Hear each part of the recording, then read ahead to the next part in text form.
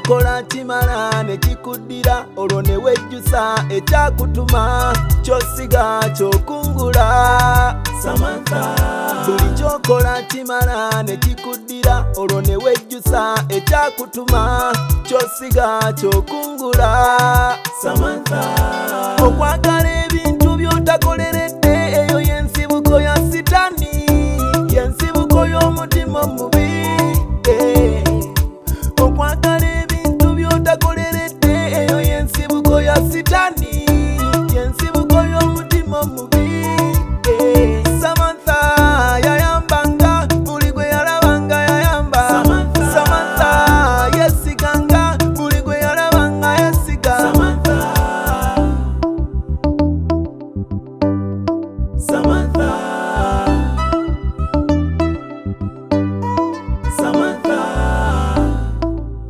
Kyalo Jacob byonna tebisobola kukoma, sobola beera mu kyalo naye nga nkyakola. Kati ekirala ekitegeeza abaali banjagala okubanga oba nfudde oba nga baagala kubba bye babba bayinza n'okuba nga baagala okukola ku Samantha obuzibu. Kyekyo kyennyini. Kati gwe kikyogenda otaasaawo. Laba ono jjukira nze baali nze abalimu we bampa ekintu kyonna sikikyusa.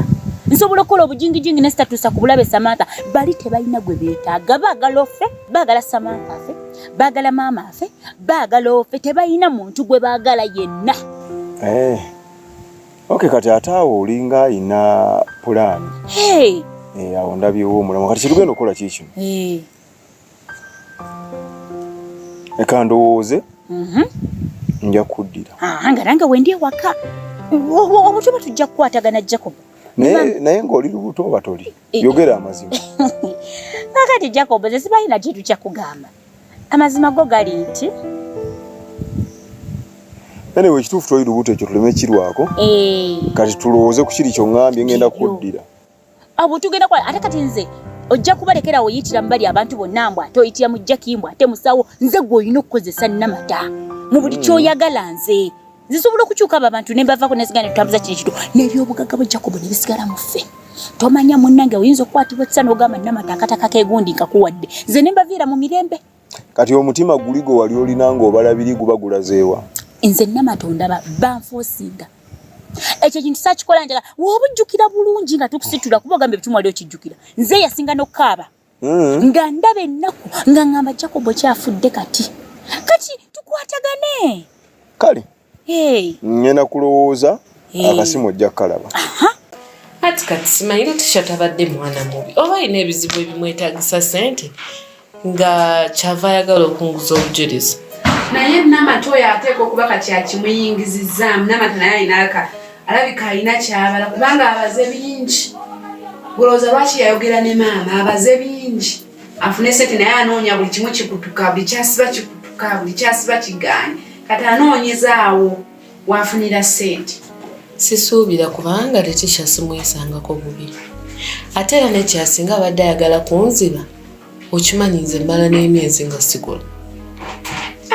Nga yabeera waneno ku ssente ezo zennyini ez'omulimu kwe yanditodde nabba. Anti kati kyenda waliwo okutya okubba mu seefu wenyini baba bajja kubala balabe nga ssente tezibalansi. Omuntu alwawo okwantrustinga n'abanga takyakutrustinga naye bw'oba tobbaawo. Bw'oba ng'obba ebbali tebakutegeera naawe. Naye bw'oba obba direct awo oluzinga omulimo nga tonakubbamu ziwera.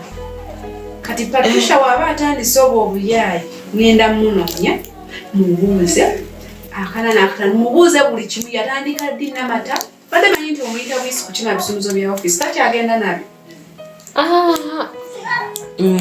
Yali azzewako bakolo yakyali ki sijjukira mbona beesanga ne banyume ne bafuka ba mikwano era babadde nga beera baalaba bwe batyo. Kati teeka okuba Namata ntaddemu eyo embeera sijja kulimba bwe bawe bityo Namata naye nja munoonyaako Letitia bw'aba atandise ebyo kuba ffe abaana abakulira ewaka ezo embeera z'obuyaayi ezimunyongadde osooka zirabira ku nze.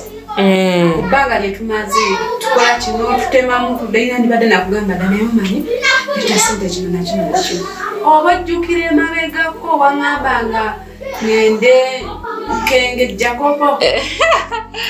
Kyokka Jackie ye wamma n'otansabayo wadde n'ekikumi ate ng'ensonga yali nkulu nnyo ate wateekamu n'amaanyi go n'obudde bwo nabikaseera mbeera mu kulingiza luli we nagenda ekintu kinkola obulembu nnyingiza nnoonyaja nedda omwana oba alina ebizibu nga yatidde kuŋŋamba n'amanya n'agamba ke nina obujulizi buno waakirika babumpeemu ssente nze ŋŋamba Namata oba nga sekyo nga yina akamupasudde agende anyway ku bibiri kandabe kyonna ekinasooka ngenda kwebuuza ku looya wange tulabe naye nange ekyengenda okukola kangende munooni Letisha kubanga waba yanyuse nenda mukubira simu soke mugamba amanyino jangu twogeremu komami yankubire nyina byenjagala twogere kati nze nja mukwatira wajja kumbulira buli kimu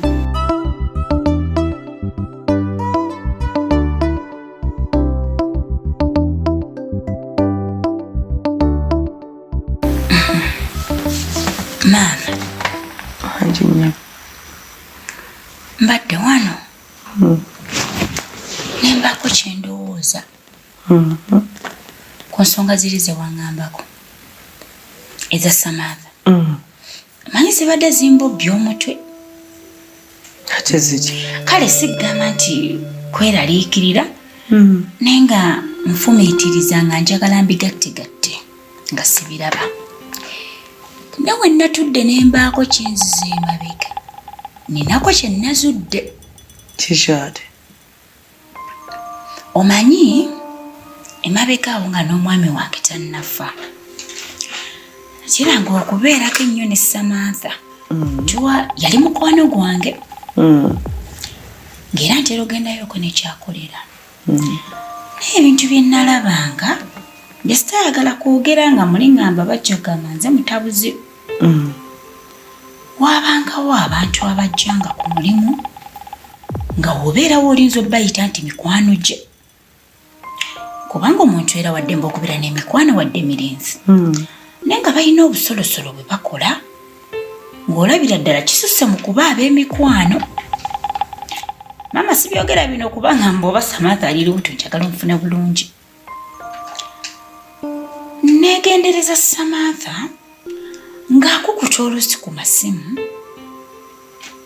akukuta n'obuvubuka so waliwo n'omuvubuka eyateranga okujja nga ye wankizo boogerayogera nnyo balina alina oluusi obulabo bwamuleetera lumu yasimatukako ekigambo n'amuŋŋamba nga we nagamba engeri najja nali neerimbika nti ndi muganda wa Jacobo so lumu yaŋŋamba mulamu wenkugamba ekintu osobola okukyogera ko nze sisobola naŋŋamba kata wookizuula nti nninayo omwami omulala atali mwannyoko muli neŋŋamba kati nendiyakitingira waawo neŋŋamba tekisoboka kati oyakitegeera nti mba siri ku sayidi ye teyaddamu kunnyumiza muli kati ntudde n'ebigattirira neŋŋamba omuntu ono twandimutaddeko eriiso ne tumutambulizaako ayinza otusiba omwana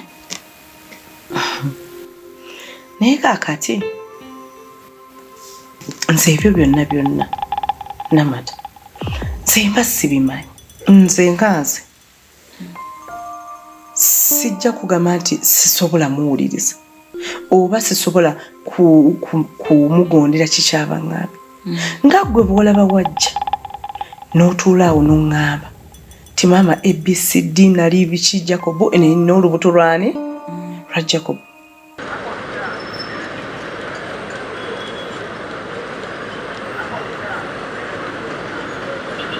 Letisha wanki Samantha simanyi nawe nkugamba kubanga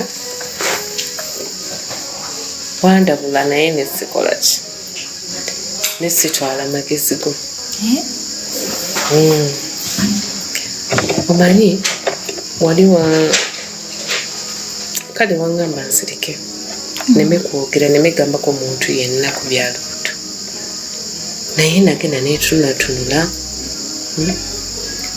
nga ndaba mu butuufu bakola ki wakiri mama yeetaaga okumanyi nga neeyongedde okunafuwa ate nga ndaba oli obw'obulimba bwe naye asusse ng'asusse akajanja na buli kimu kwanza owaayi mama kankole ki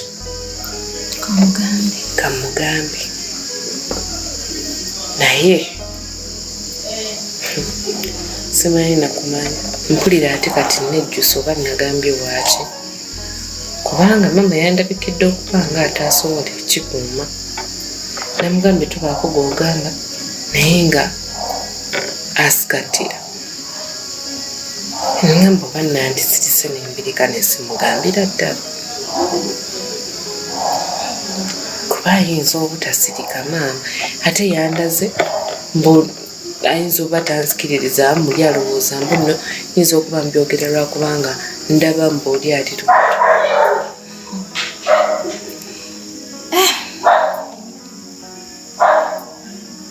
Zera amagezi ge nakuwa nakitegeerawo ntogenda gatwala.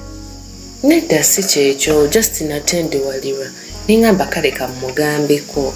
Olw'embeera ate nali nafunye nga bajja kukiraba. Omuntu w'olubuto tabula naddala nga luyiseeko kati nga luno olwange.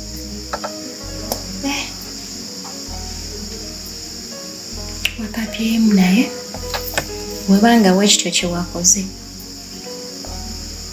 Sina kyakukolera Samantha naye wenziise wekka. Ate ntya? Gwe bagambye mukadde wadde wamugambye asobola okusirika. Mukadde wadde wamugambye naye tasobola kusirika. Akubeera yandaze mbu kiyinza omukaluubiriza obutagambako muntu yenna. Tekisoboka. Gw'ate oba oli awo sandikukkiririzaamu kubanga nali sikumanyi.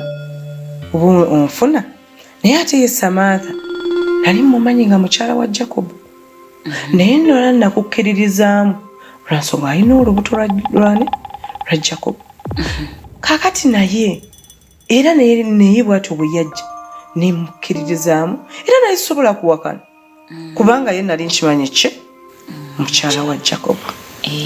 Era nange maama sikugamba bino nti oba olema kukkiriza mu Samantha kuba naye mu bannamwandu bamubala wadde era kale mu bannamwandu abakuuti omuntu asukkiridde ku mulala ndowooza awo nze agwawo kubanga gwe wasooka ate nze n'olubuto olwange lutuufu naye nze sikireese mu bubi ngambye omanyi kale tetwagala twerimbike mu kikino twagala n'omugenzi awummula emirembe gyali abeerera essanyu kwegamba aleme kubeerayo nga muli alaba abantu bamuzanyirako obuzanyizi bamufu alinga kwegamba kisekerebwa omulambo gwe guleme kuswala kituufu nage eri kyo sikyagala kyobulamba kakkanya temuyomba temukola ki mukole kino kubanga bwe mubanga nti oli lubuto ne Samantha ali lubuto ekyo kigenda tuyambira ddala okuba nti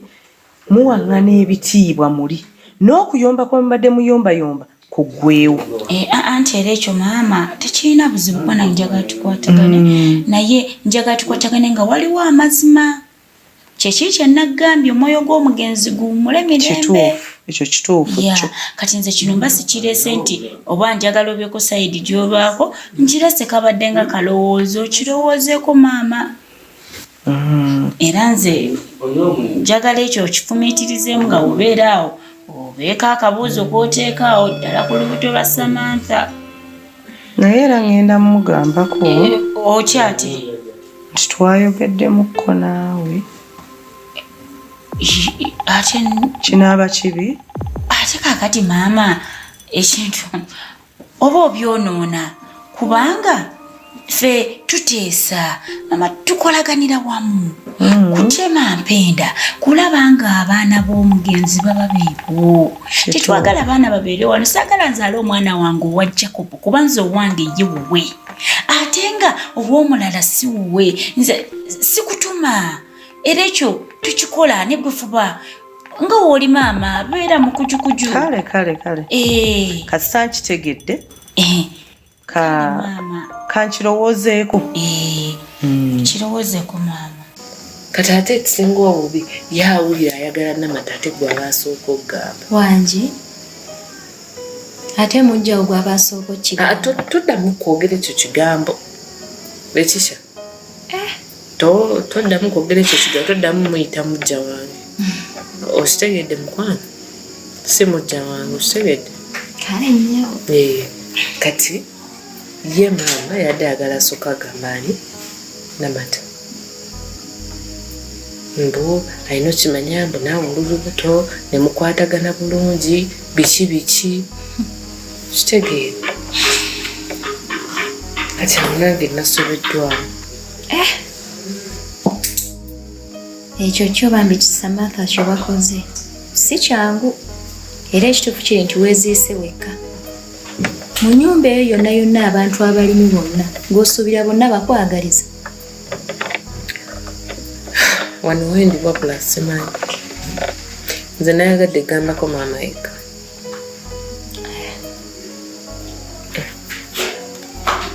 Bannange si byangu. Samantha si byangu. Naye munnange totunula butunuzi bw'otyo kuba kuwalana we banaakitegeera we batyo olina okwebeereramu. Naye nkubireko ekintu kimu. Bwe naabeera mu kutya, bwe naasiriikirira n'etiira mbu osimanya ng'omulabe mbu oba ki, y'ensonga yemu nali nasirika. Naye kati bwe mba njogedde kiwedde sikizza mabega. Nze kyenkakaza ekintu kimu, Katonda ali nange. Tewali agenda kunkolako buzibu. Ate tewali agenda kunneesimbamu amaleko nange. Entalo zange njazirwana ne Katonda, nze kimanyi nja kuwangula. Ekyo kimanyi. Be bamanyi. Ayagala akole kyonna kyawira kyayagala. Maama bw'awulira nga tasobola kuteekera in naye kye mugambye kati bonna be bamanyi. Kati ate naakola atyo. Oli mumalirivu naye bagamba ne Katonda ayamba yeeyambye. Neeyambye. Weebeereremu. Ale.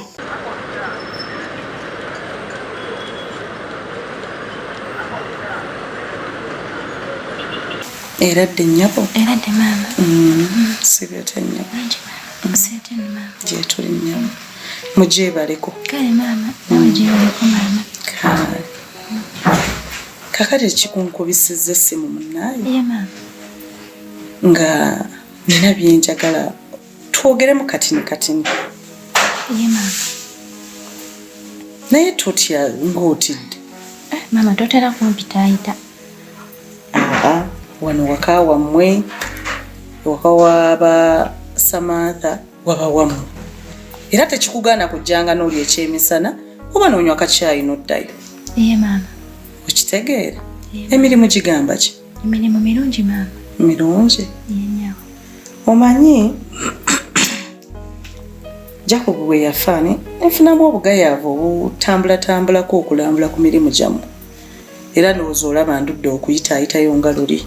Ye maama. Bigenda bitya eyo? Mbadde tebitambula bubi nnyo lwakuba nti muwala we yalwawo okuyitayoko. Bizinesi nawe ozimanyi aba yeetaaga n'akiyitamuko n'alaba engeri gye bitambula.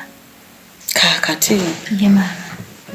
Omanyi Jacob bwe yajjanga eyo nga nnyumizaako ebitambula bitya biki nga bw'omanyi embeera.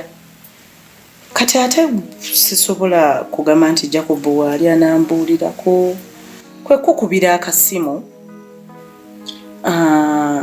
ombuulireko oba weetagisaamu kasente batwongeramu tutya kubanga omanyi Samantha tayogera nnyo abeera musirise bw'atyo.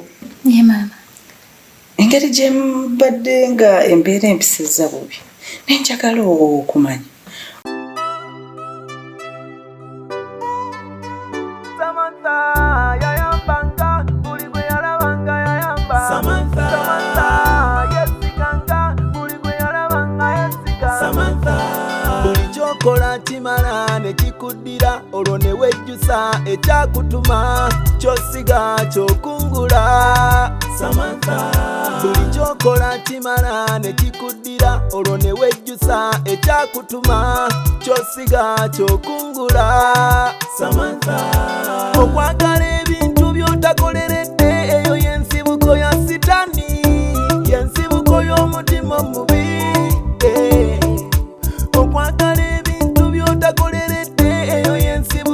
sitaani